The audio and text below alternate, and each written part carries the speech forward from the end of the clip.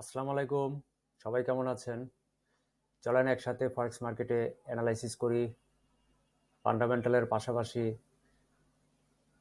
Technical অ্যানালাইসিসটা সেরে নেই, তারপরে ট্রেড করার সিদ্ধান্ত নিব। ফান্ডামেন্টালের জন্য এক নজর ফরেক্স ক্যালেন্ডারটা দেখে নেই। আজকে মঙ্গলবার সন্ধ্যা 6:30টায় ইউএস ডলারের উপর পিপিআই নিউজ আছে। এই যে নিউজটি, actual greater than forecast is good for currency. অর্থাৎ এখানে প্রিভিয়াস ছিল 0.5%। ফরকাস্ট তারা একটা জরিপ করেছে, জরিপ করে তারা বলছে যে এখানে পিপিআই রেজাল্ট ভালো আসতে পারে, ফলে এখানে 0.8% তারা এখানে একটা ফরকাস্ট তুলে ধরে রাখছে। এখন এটার চাইতে যদি অ্যাকচুয়ালটা যদি একটু বেশি আসে বা সমান সমানও যদি আসে, 0.8% বা 0.8% প্লাসও যদি আসে, তাহলে এখানে পিপিআই ইউএস ডলারের দাম বেড়ে যাবে, গুড ফর কারেন্সি। অর্থাৎ এই কারেন্সিটির ইউএস ডলারের দাম বাড়বে, ট্রেডাররা এখানে একযোগে বাই এন্ট্রি করতে শুরু করবে, কেনা শুরু করবে, ফলে বুলিশ মোমেন্টাম শুরু হতে থাকবে। পাশাপাশি এটি হচ্ছে হাই ইম্প্যাক্ট নিউজ, আর আরেকটি আছে এটি কোর সিপিআই, কোর পিপিআই। এটাও ছোট একটা নিউজ, মিডিয়াম নিউজ। এখানেও আছে 0.4%, এবং এটারও ফরকাস্ট 0.6% আসতে পারে। অর্থাৎ তারা বলছে যে এখানে এটাও ভালো রেজাল্ট আসতে পারে। তার মানে এই ভালো রেজাল্ট আসা মানেই হচ্ছে ট্রেডাররা এখানে ইউএস ডলার কেনা শুরু করবে, অর্থাৎ ইউএস ডলারের দাম বেড়ে যাওয়ার সম্ভাবনা আছে। সে কারণে ইউএস ডলারের এগেনস্টে যতগুলো কারেন্সি পেয়ার আছে, ইউএস ডলারের সাথে সবগুলো পেয়ারের দাম কমতে শুরু করবে। এটাই সহজ কথা, মূল কথা। ইউএস ডলারের দাম যদি বাড়ে, তাহলে ইউএস ডলারের বিপরীতে যে পেয়ারটি আছে সেটির দাম কমবে। ইউএস ডলারের দাম যদি কমে, তাহলে ইউএস ডলারের বিপরীতে যে পেয়ারটি আছে সেটির দাম বাড়বে। এটা হলো ফরেক্সের একটা মূল থিওরি, মূল সূত্র। এখানে দেখুন, বিটকয়েনে গত সপ্তাহে আমি এখানে সেল মোডে ছিলাম এবং আশা করেছিলাম যে ট্রেডাররা এখান থেকে সেল এন্ট্রি করবে এবং নেক্সট প্রেডিকশন বেয়ারিশ হবে। এই যে দেখুন, প্রচুর বেয়ারিশ হয়েছে, অর্থাৎ ট্রেডাররা এখানে প্রচুর পরিমাণ সেল এন্ট্রি করেছিল, ফলে বিটকয়েনের দাম অনেক কমেছে, অনেক কমেছে। এখানে আমি ট্রেড করার এই মুহূর্তে কোনো সুযোগ আমি দেখছি না। এই মুহূর্তে আমার জন্য, আমার স্ট্র্যাটেজিতে ট্রেড করার কোনো সুযোগ নাই বললেই চলে। তাই আমি এখানে কোনো ট্রেডিং সেট আপ দেখছি না, তাই অ্যানালাইসিস করছি না। যেভাবে আছে এভাবেই থাকুক। তারপর আসি জিবিপি ক্যাড। জিবিপি ক্যাডে ট্রেড করা যায় কিনা।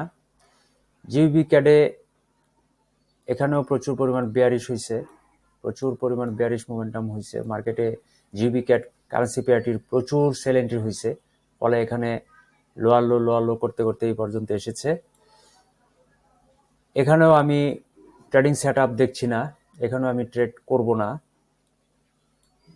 আপনারা করতে পারেন, আপনাদের ইচ্ছা, কারণ আপনাদের ট্রেডিং সেট আপ আর আমার ট্রেডিং সেট আপ তো এক না। ইউরো ক্যাডে আসতেছি। ইউরো ক্যাডেও প্রচুর পরিমাণ বেয়ারিশ মোমেন্টাম হয়েছে এর আগে।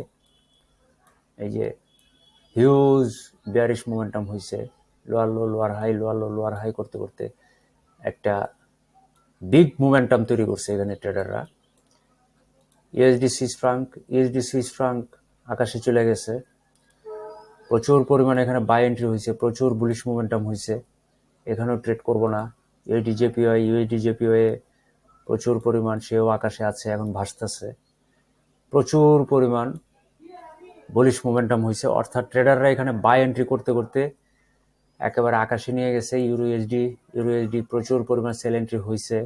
এখানে আমার অ্যানালাইসিস ছিল গত সপ্তাহে, আমি এখানে সেল মোডে ছিলাম এবং প্রচুর পরিমাণ সেল এন্ট্রি আশা করেছিলাম, ট্রেডাররা সেটাই করেছে। মার্কেট সেন্টিমেন্ট ছিল বেয়ারিশ, আমার সেন্টিমেন্টও ছিল বেয়ারিশ, তাই এখানে আমি সেল সেট আপ করে রেখেছিলাম এবং সেই অনুযায়ী মার্কেট পরবর্তীতে দেখেছি। জিওপিএসডিতেও একই। এখানে আমি সেল মোডে ছিলাম এবং পরবর্তী প্রেডিকশন বেয়ারিশ আশা করেছিলাম এবং বেয়ারিশ হয়েছে, হিউজ বেয়ারিশ মোমেন্টাম হয়েছে। গোল্ডও একই, গোল্ডও বলেছিলাম এখানে বেয়ারিশ মোমেন্টাম হবে, ট্রেডাররা সেল এন্ট্রি করবে এবং সেই অনুযায়ী এখানে হিউজ পরিমাণ বেয়ারিশ মোমেন্টাম হয়েছে, ট্রেডাররা প্রচুর পরিমাণ সেল এন্ট্রি করছে। এখন আমার ধারণা যে এইসব কারেন্সি পেয়ারগুলোতে কিছুটা রিট্রেস বা পুলব্যাক করার চেষ্টা করছে। ফলে এই যে দেখুন এখান থেকে ট্রেডাররা বের হয়ে গেছিল বিটকয়েনে, এখন এই যে বায়াররা এখানে কিছু বাই করছে, তার মানে এটা পুলব্যাক হচ্ছে আমার ধারণা। এখানে দেখুন আমার ধারণা যে এটা কিছু পুলব্যাক হচ্ছে একটা লং বেয়ারিশ মোমেন্টাম হওয়ার পর। এখানে লং বেয়ারিশ মোমেন্টাম হওয়ার পর ট্রেডাররা কিছু বাই এন্ট্রি করছে এবং সেলাররা বের হয়ে যাচ্ছে, ফলে এখানে কিছু রিট্রেস বা পুলব্যাক হচ্ছে। ইউএসডি সুইস ফ্রাঙ্ক একই, হিউজ বুলিশ মোমেন্টাম হয়েছে, এখন কিছুটা পুলব্যাক করবে স্বাভাবিক। ইউএসডি জেপিওয়াই একই, সেম, লং বুলিশ মোমেন্টামের পর একটা রেস্ট নিচ্ছে, একটা পুলব্যাক করছে। ইউএসডিতে সেম, একটা লং বেয়ারিশ মোমেন্টাম হওয়ার পরে এখন দেখুন ট্রেডার এখানে বাই এন্ট্রি করছে, অর্থাৎ পুলব্যাক করছে, রিট্রেস করছে। জিবিপিএসডি সেম, একটা লং বেয়ারিশ মোমেন্টাম হওয়ার পর এখানে পুলব্যাক করছে, রিট্রেস করছে। গোল্ডের মার্কেটও সেম, পুলব্যাক করছে, রিট্রেস করছে। ইউএসডি ক্যাডেও একটা হিউজ বুলিশ মোমেন্টাম হয়েছে, ট্রেডাররা প্রচুর পরিমাণ বাই এন্ট্রি করেছিল গেল সপ্তাহ থেকে এখন পর্যন্ত, তাই এখানেও পুলব্যাক করছে, রিট্রেস করছে। এটাই আমার ধারণা, আমি আমার ধারণাটা তুলে ধরলাম, বাকিটা আপনাদের ইচ্ছা। আর এখানে আছে GBP New Zealand dollar, pound versus New Zealand dollar. Pound versus New Zealand ডলারে এখানেও গত সপ্তাহে প্রচুর পরিমাণ সেল এন্ট্রি হয়েছিল, lower low lower high, lower low lower high, lower low lower high করতে করতে করতে করতে একেবারে এখানে চলে এসেছিল। তারপর আবার গত কয়েকদিন আগে এখানে হিউজ বুলিশ মোমেন্টাম হয়েছে, হায়ার হাই করতে করতে একেবারে এখানে চলে এসেছিল, কিন্তু এখান থেকে আর নতুন করে হায়ার হাই করতে পারে নাই, বরং এখান থেকে নতুন করে একটা বেয়ারিশ মোমেন্টাম হয়েছে এবং এখানে এসে একটা রেঞ্জিং ফেজ তৈরি করছে। সম্ভবত আমার ভাষায় এটি একটি রেঞ্জিং ফেজ হতে পারে। এখানে একটি রেজিস্ট্যান্স জোন আছে, এখানে একটি রেজিস্ট্যান্স জোন, সাপোর্ট জোন তৈরি করছে সে বারবার। তো এখানে ট্রেডাররা চাচ্ছে হয় এটা ব্রেকআপ করবে, ব্রেকআপ করে উপরের এই রেজিস্ট্যান্স জোনটিকে ভেঙে প্রাইস একেবারে উপরের যে রেজিস্ট্যান্স জোন আছে এখানে চলে যেতে পারে। তো এটার জন্য একটা লম্বা বেয়ারিশ মোমেন্টাম হওয়ার পর ট্রেডাররা এখান থেকে বাই এন্ট্রি শুরু করেছিল। তো বাই এন্ট্রি করতে করতে এই রেজিস্ট্যান্স জোনে এসে সে কিন্তু টেস্ট করেছে এবং উইক রিজেকশন তৈরি করেছে। এই রেজিস্ট্যান্স জোনটিকে কিন্তু সে ব্রেকআপ করতে পারে না, যদি ব্রেকআপ করতে পারতো তাহলে একেবারে উপরের এই রেজিস্ট্যান্স জোনে চলে আসার সম্ভাবনা থাকতো, কিন্তু ব্রেকআপ করতে পারে নাই। টেস্ট করে সে নিচে চলে এসেছিল, কিন্তু নিচে আসার পর এখানে যে সাপোর্ট জোনটি আছে এই সাপোর্ট জোনটিতে সে কিন্তু এখানে ব্রেকডাউন করতে পারে নাই। যদি ব্রেকডাউন করতো তাহলে কিন্তু এখানে সে লল একটা কন্টিনিউশন করতো বা বেয়ারিশ একটা কন্টিনিউশন করতো, কিন্তু সেটা সে করে নাই, করতে পারে নাই। ফলে সেলার এখান থেকে বের হয়ে যাওয়াতে বায়াররা এখান থেকে কিছু বাই এন্ট্রি করেছিল, ফলে প্রাইস আবার একটি বুলিশ ক্যান্ডেল দিয়ে এই উপরের আগের যে রেজিস্ট্যান্স জোনটি এটিকে ভাঙার জন্য চেষ্টা করেছিল, কিন্তু এই রেজিস্ট্যান্স জোনটিকে ব্রেকআপ করতে পারে নাই। ক্যান্ডেলটি রেজিস্ট্যান্স জোনের নিচেই ক্লোজ হয়েছিল, ফলে ট্রেডাররা আবার এখান থেকে সেল এন্ট্রি শুরু করেছিল, আবার ওইটি ব্রেকডাউন করার চেষ্টা করেছিল গতকালকে এই সাপোর্ট জোনটিকে, কিন্তু ব্রেকডাউন করতে পারে নাই। আবার এই সাপোর্ট জোনটির উপরেই টেস্ট করে রিজেক্ট করে ক্যান্ডেলটি ক্লোজ হয়েছে। ফলে এর পরের যে ক্যান্ডেলটি অর্থাৎ গত H4 ক্যান্ডেলটি, সেখানে আবার ট্রেডাররা বাই এন্ট্রি শুরু করেছিল এবং এই রেজিস্ট্যান্স জোনটিকে ব্রেকআপ করার জন্য আবারও সে চেষ্টা করেছিল। অর্থাৎ ফার্স্ট টাইম সে ব্রেকআপ করতে পারে নাই, সেকেন্ড টাইমও সে ব্রেকআপ করতে পারে না এবং থার্ড টাইমও সে ব্রেকআপ করতে পারে নাই এই রেজিস্ট্যান্স জোনটিকে। যদি ব্রেকআপ করতো, তিনবারের মাঝে যদি একবারও যদি সে ব্রেকআপ করতো তাহলে সে উপরের রেজিস্ট্যান্স জোনে সে চলে যেত, কিন্তু 3বারও সে এখানে ব্রেকআপ করতে পারে নাই, এবং এখানেও সে 1বার 2বার 3বার সে ব্রেকডাউন করার চেষ্টা করেছিল, কিন্তু ব্রেকডাউন করতে পারে নাই। ফলে প্রাইস নেক্সট প্রেডিকশন এখানে কি বুলিশ হবে নাকি নেক্সট প্রেডিকশন বেয়ারিশ হবে, এটাই হচ্ছে মূল সমস্যা। এটা আমরা অনেকেই বুঝতে পারি না। অনেকেই এখানে বাই এন্ট্রি করবেন যে সম্ভবত এখান থেকে প্রাইস আবার নতুন করে একটি বুলিশ মোমেন্টাম তৈরি করবে, কারণ এখানে এর আগেও প্রাইস একটা হিউজ বুলিশ মোমেন্টাম করেছিল। সেই হিসাবে অনেকেই এখানে বুলিশ মোমেন্টামের আশায় ভাববে যে দাম এখন বাড়তে পারে, ফলে এখানে বাই এন্ট্রি করবে। কিন্তু দেখা যাবে যে কিছু বাই এন্ট্রি করার পর প্রাইস আবার উপরের দিকে চলে গেল, উপরের দিকে এসে এই রেজিস্ট্যান্স জোনটিকে সে ব্রেকআপ করতে পারে নাই।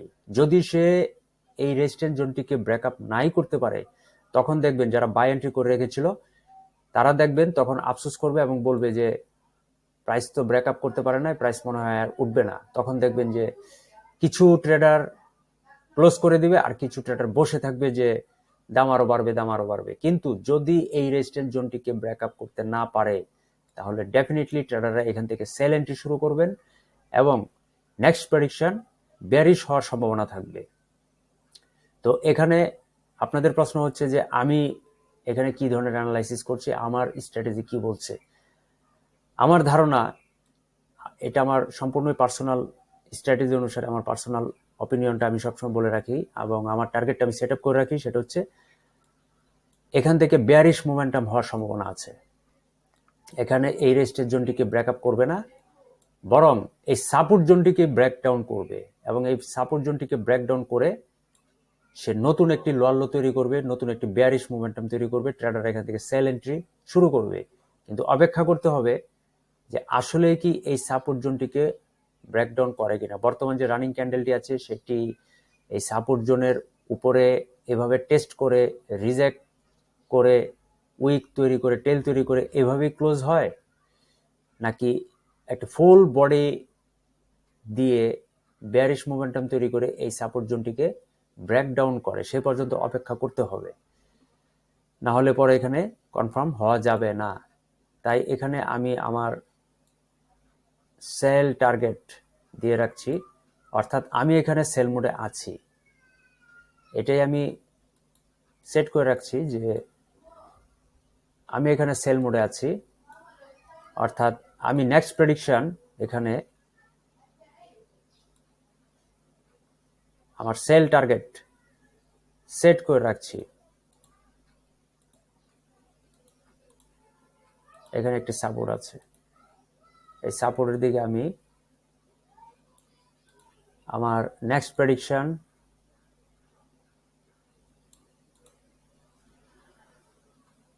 বেয়ারিশ মোমেন্টাম সেট করে রাখলাম। প্রাইস কিন্তু এই মুহূর্তে দেখুন সে কিন্তু বুলিশ হচ্ছে, বুলিশ হচ্ছে। অনেকে এখানে বাই এন্ট্রি করবেন, এটা আপনাদের ইচ্ছা, কিন্তু আমি এখানে আমার সেল টার্গেটটি সেট করে রাখলাম, এবং এই ক্যান্ডেলটি ক্লোজ হওয়ার পরেই এখানে একটা কনফার্মেশন পাবো যে এভাবে কি সে ক্লোজ হয় নাকি এই সাপোর্ট জোনটিকে ভেঙে ব্রেকডাউন করে নতুনভাবে ক্লোজ হয়, সেই পর্যন্ত অপেক্ষা করতে হবে। কিন্তু আমি আমার অ্যাডভান্স এখানে টার্গেটটি সেট আপ করে রাখলাম। ধন্যবাদ সবাইকে, এবং পরবর্তী ভিডিও বা অ্যানালাইসিস দেখার জন্য নোটিফিকেশনটি অন করে রাখতে পারেন।